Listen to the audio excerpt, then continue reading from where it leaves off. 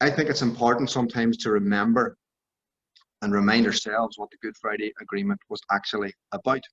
It was about recognizing that we have three sets of relationships, the two communities, the two predominant communities within the north, north and south, and east and west. And all of those relationships are equally important and need to be nourished equally as well. That's why the Good Friday Agreement was brought into being, because it recognized that we had an international conflict that needed an international solution. That's why we have institutions in Stormont, we have north-south institutions, and we have east-west institutions that allow us to give voice to those different relationships.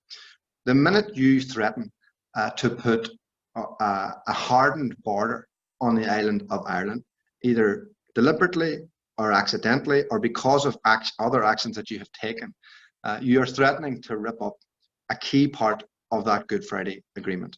And that is what, frankly, the British government are doing today. They are going on the airwaves and pretending that they're protecting the Good Friday Agreement. We have people like Michael Gove, who of course railed against the Good Friday Agreement when it was signed, telling us that he's protecting the Good Friday Agreement. Well, he clearly doesn't understand what is in that agreement. I think it's very clear, if there is to be, and honestly, I'm hopeful that there will be an agreement between the UK government and the EU over Brexit and ending the transition period. But if that is to happen, those clauses within the Internal Markets Bill need to be removed, or they won't pass the European Parliament. They won't even pass the European Council. But we now also have a friend in the White House, or soon to be in the White House. Thank God. Joe Biden is somebody who has had a long-term commitment to the Northern Ireland peace process. He's an old friend he was an old friend of John Hume's. I've met him many times, and he always recommits himself to supporting that Good Friday Agreement. I know that he did that on the call with Boris Johnson yesterday, and also with Micheál Martin.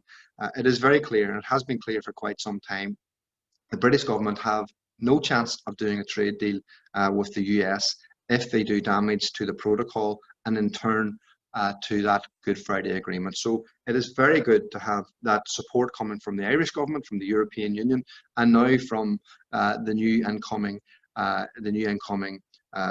administration in the United States. So we're very, very grateful for that. We have used, and I know that the Irish government have as well, we've used the influence that we've built up over many decades on Capitol Hill and with the new Biden administration to ensure that that support is still there, and it is absolutely solid. So I think that will actually lead to a more positive outcome in the Brexit negotiations.